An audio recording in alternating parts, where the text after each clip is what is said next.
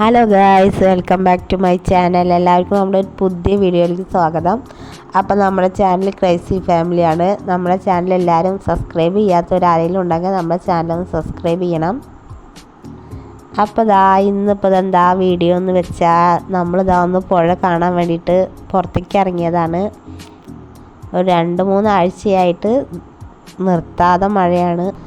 അപ്പോൾ കാറ്റും മഴയായിട്ട് നമ്മുടെ പറമ്പിൽ തന്നെ ഒരു 2 മരങ്ങളൊക്കെ മറിയലും അത് വന്നിട്ട് തെങ്ങിൻ്റെ ഇതുമ്പോൾ തട്ടിയിട്ട് നിൽക്കലും ഒക്കെ ഉണ്ടായി. അപ്പോൾ അതില്ലാന്നുണ്ടെങ്കിൽ നമ്മുടെ കോഴിക്കോട് മുഴുവനായിട്ടും പോവും. അപ്പോൾ ആ വീഡിയോ ഒന്നും ഞാൻ എടുത്തില്ല. അപ്പോൾ നമ്മുടെ അടുത്ത് തന്നെ വേറൊരു വീടിൻ്റെ അടുത്ത് ഒരു മരം മറിഞ്ഞതാട്ടോ. അപ്പോൾ പല സ്ഥലങ്ങളിലും വീടിൻ്റെ മുകളിലേക്ക് മരം മറയലും പിന്നെ ഉരുൾപൊട്ടലും കാറ്റും വെള്ളം കയറലും അങ്ങനെ പല സംഭവങ്ങളുണ്ട്.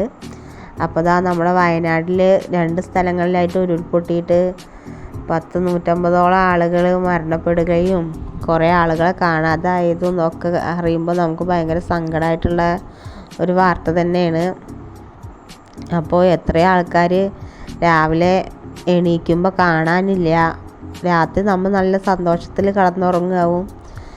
പെട്ടെന്ന് എണീക്കുമ്പോഴാവും നമുക്ക് ഉരുൾപൊട്ടുക. അപ്പോൾ അവർ അങ്ങനെയല്ലേ ഉണ്ടായിട്ടുണ്ടാവുക. രാത്രി നല്ല ഇതിൽ കടന്നതായിരിക്കും. പെട്ടെന്ന് ഉരുൾപൊട്ടി വരുന്നത് അവർ അറിഞ്ഞിട്ടുണ്ടാവില്ല. അപ്പോൾ അത്രയും ആളുകൾ, ചില ആളുകൾ പുഴയിലെത്തിയെന്നും പറയുന്നുണ്ട്, ചില ആളുകൾ മണ്ണിൻ്റെ അടിയിലാണെന്നും. അപ്പോൾ ഈശ്വരന് അവർ രക്ഷപ്പെട്ട ആൾക്കാരുടെ സ്ഥിതി എന്തായിരിക്കും? വീടില്ലാതെയും അങ്ങനെ പല ആളുകളില്ലാതെയൊക്കെ ബുദ്ധിമുട്ടുന്നവരും ഒക്കെ ഉണ്ടാവും. അപ്പോൾ എല്ലാവർക്കും ഒരു ഭയങ്കര സങ്കടം തന്നെയാണ് വയനാട്ടിലത്തെ. അപ്പോൾ നമ്മുടെ പുഴ കവിഞ്ഞ് പാടത്ത് തെങ്ങും വളപ്പിലേക്ക് എത്തിയിട്ടോ. അപ്പോൾ എൻ്റെ പല വീഡിയോകളിലും കാണാം നിങ്ങൾക്ക് ഇങ്ങനെ ഞാൻ ഈ പുഴയിൽ പോണ വീഡിയോ. അപ്പോൾ നമ്മളിതാ പുഴയിലേക്ക് ഇറങ്ങണ ഒരു സ്ഥലമാണ് കേട്ടോ ഇത്. അപ്പോൾ ഞങ്ങൾ ഇടവഴി പറയും. ആ ഇടവഴി വരെ എത്തിയിറക്കണം പുഴ.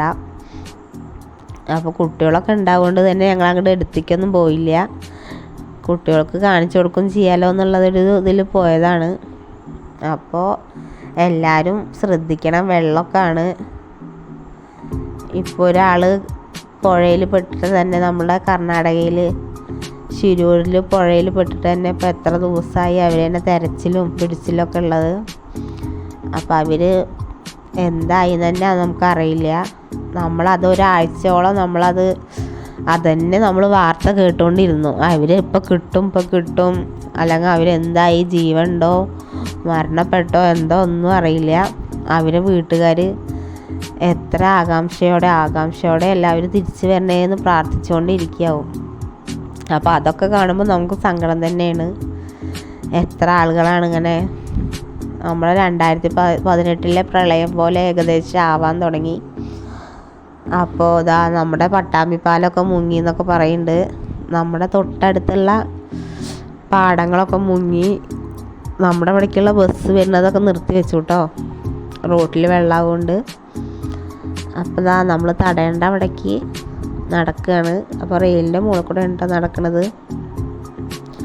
അപ്പോൾ ദേവുട്ടീനെ എടുത്തിറക്കുകയാണ്. ദേവുട്ടിയുടെ കാല് വേനിക്കുക പറഞ്ഞപ്പോൾ ഞാൻ ദേവുട്ടീനെ എടുത്തു. അപ്പോൾ കുറച്ച് ദൂരം അങ്ങോട്ട് നടക്കണ്ട കേട്ടോ, മാതന്നൂർ റെയിൽവേ സ്റ്റേഷൻ്റെ അവിടേക്ക്.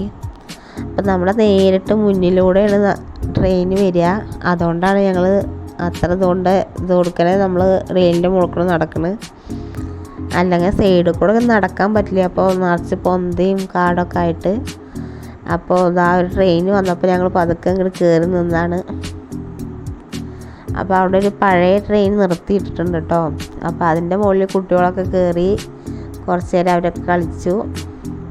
എന്നിട്ട് ഞങ്ങൾ പതുക്കെ അവിടെ നിന്ന് നടക്കാൻ തുടങ്ങി കേട്ടോ. അപ്പോൾ കുറച്ച് ദൂരം കൂടി അവിടെ എത്തിയാൽ നമ്മളെ തടയണ എത്തിയിട്ടോ. അപ്പോൾ തടയണ കാണുമ്പോൾ നമുക്ക് പേടിയാവും. നമ്മൾ എത്രയും ദൂരത്ത് നിന്നാൽ തന്നെ നമ്മൾക്ക് ആ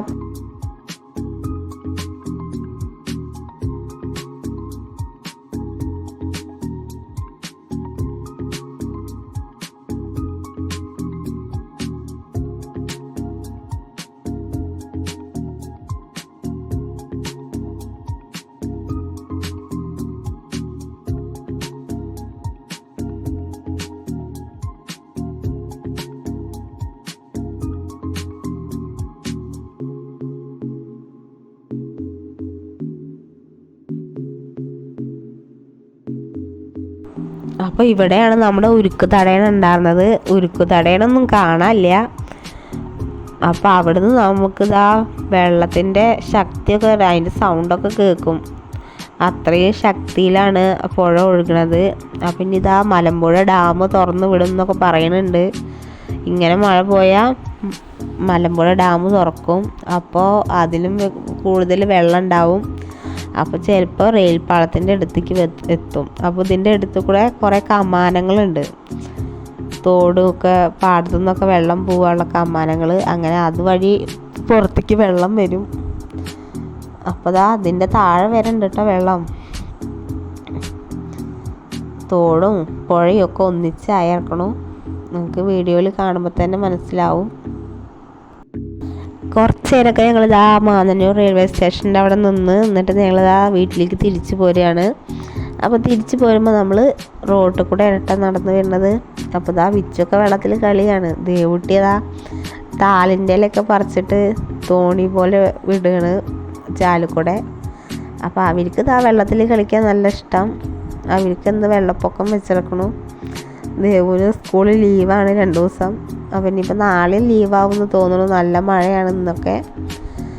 അപ്പോൾ അതാ ഞങ്ങൾ വീടിൻ്റെ അടുത്ത് തന്നെ ഒരു കിണറെന്ന് പറഞ്ഞിട്ട് വെള്ളം ഒഴുകുന്നുണ്ട് പറഞ്ഞിട്ട് ഞങ്ങൾ അതും കാണാൻ പോയി. അവിടുന്ന് വരുന്ന കിണറിന്ന് വരുന്ന വെള്ളമാട്ടോ അത്. അപ്പോൾ ഇതാ നമ്മുടെ വീഡിയോ ഇതാ ചെറിയൊരു വീഡിയോ ആണ്. അപ്പോൾ നമ്മുടെ ചാനൽ എല്ലാവരും സപ്പോർട്ട് ചെയ്യണം. നമ്മുടെ ചാനൽ സബ്സ്ക്രൈബ് ചെയ്യണം. അപ്പോൾ നിങ്ങൾക്ക് വീഡിയോ ഇഷ്ടം